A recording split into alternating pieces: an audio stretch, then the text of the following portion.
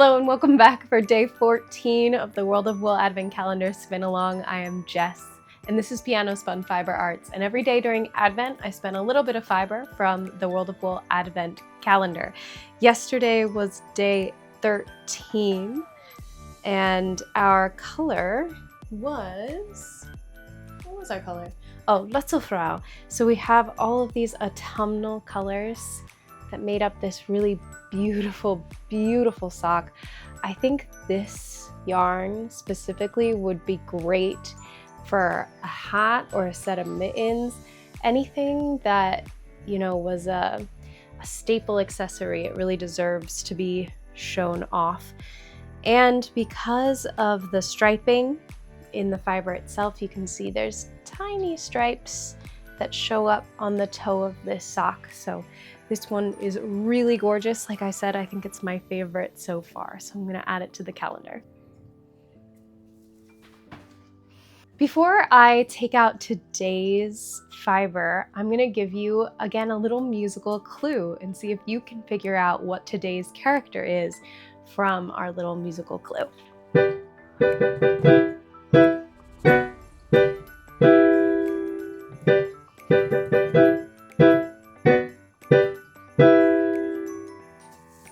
Can you guess? Today, number 14 is the Nutcracker. I love this bag. This might be my favorite bag so far. We've got little foxes and deer in candy canes in this forest covered in ornaments. This might be the cutest bag so far.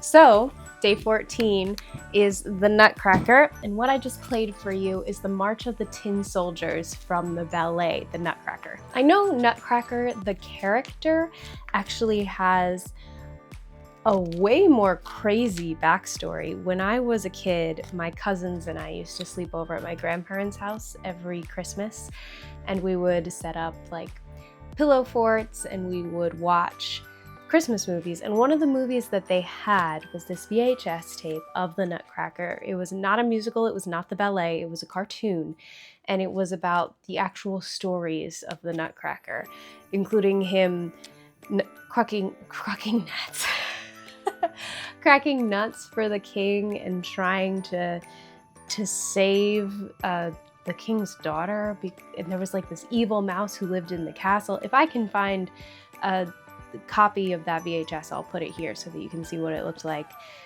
And the Krakatoa nut or something. It was crazy. So I know that this character has way more history than the ballet, but for Christmas time, I think the ballet is what everyone knows about the Nutcracker. When I think about the character of the Nutcracker itself, I think of a lot of reds and blues and of course browns for the nuts themselves. This is Eider, Kashgora, and Tussa silk. So I think this actually might be our first white fiber, or it might have a lot of white in it. I could be wrong, but let's find out.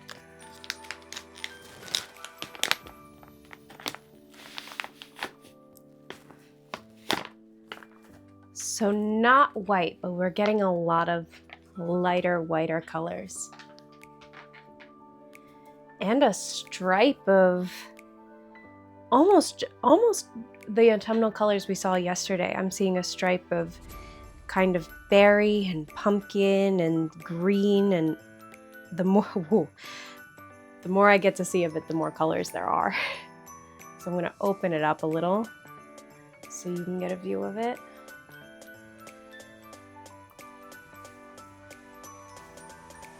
Look at all the colors in there.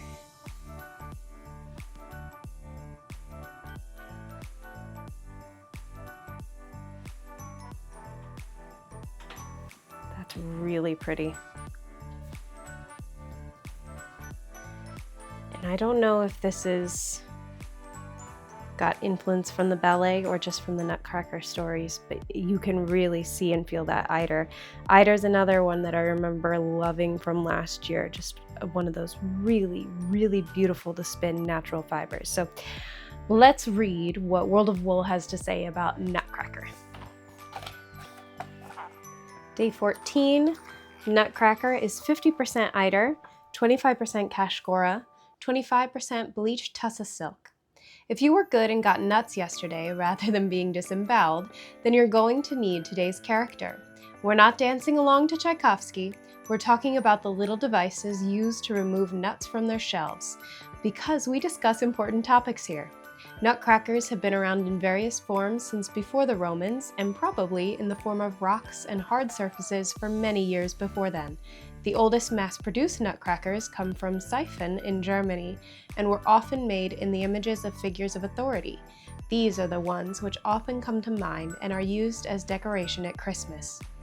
We don't have any fibers made from nuts, so we thought it'd be a bit boring to use colors named after nuts. So instead, we focused on the design of these little characters in some of the more traditional shades.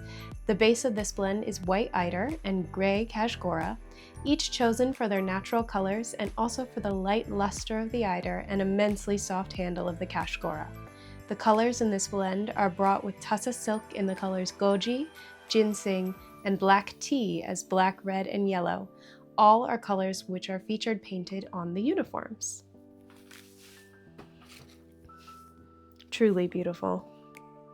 So I am going to split this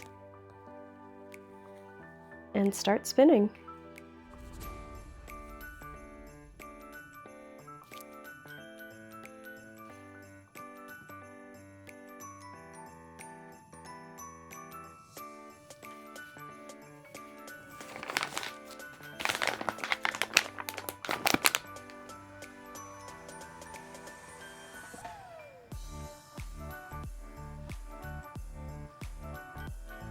The silk is kind of laying on top of the eider here while I spin. It's very interesting. I don't know if I'm quite getting thin enough here because the eider kind of wants to be spun thicker. So I'm gonna have to work a little harder to spin it nice and fine. But this yarn ends up so fun. I love yarns that have striped singles. When the singles end up really stripy, you can really see the twist. And the reason I love them so much is because you can only get a yarn like that from spinning yarn. You cannot dye yarn that has that marled look in the single. You can only get that from spinning colors that you want together. So it's just such a unique thing, a unique yarn that we as spinners get to make. So I'm gonna finish up this yarn and I will be back when it is finished. I will see you very soon. Okay, so I have finished the yarn for day 14. And here it is. I think it just got caught in the piano a tiny bit. Hold on. There we go. So this is another one that just became so springy after washing. And I think that's the eider in there. But we have so much shine from all the silk and so much softness from the cashgora. And it just turned out so round and beautiful all the way throughout. There's so many colors in here. This is one that looks, it just looks gray from a distance. But when you get closer, you can really see all the colors that are in this yarn. One more time, I'm just going to give you a close-up view. And I think I'm going to pair this with red. I haven't used the red in a while as a contrast color, and there's enough colors in here that I think it'll go well. And from a distance, again, it just looks like a gray, so we should be fine there. But that's the yarn for day 14. It came out so lovely, and I will be back tomorrow for day 15. See you there.